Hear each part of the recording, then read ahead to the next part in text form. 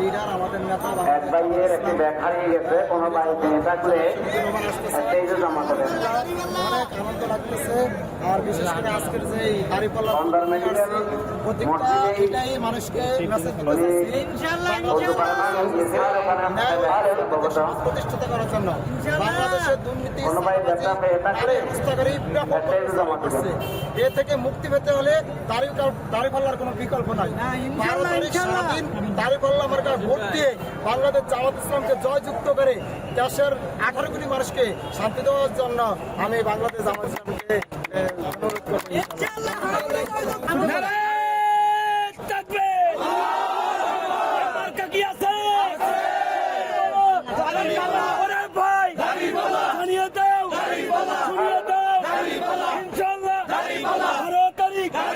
সন্ধ্যাবেলা দাঁড়িপাল্লা আসবে মেলা ইনশাআল্লাহ জয়মালা।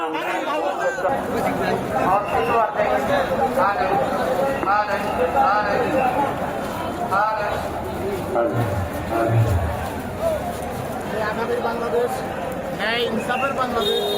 এই বাংলাদেশে আগামীতে ন্যায় ইনসাফ কায়েম হবে।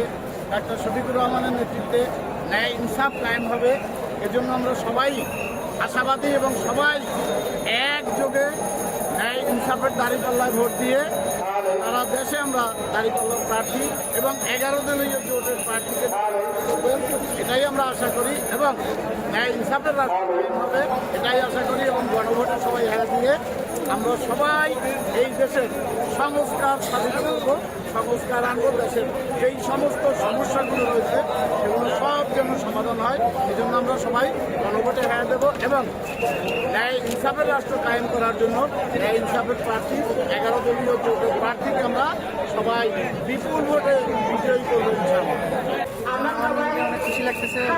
আমি চাই ভবিষ্যতে যাতে আমাদের পরিবেশে টেলিভিশনকে ধন্যবাদ। আমাদের নামাজ অনুষ্ঠিত হবে, আমরা সবাই কাতারবন্দি হয়ে যাই।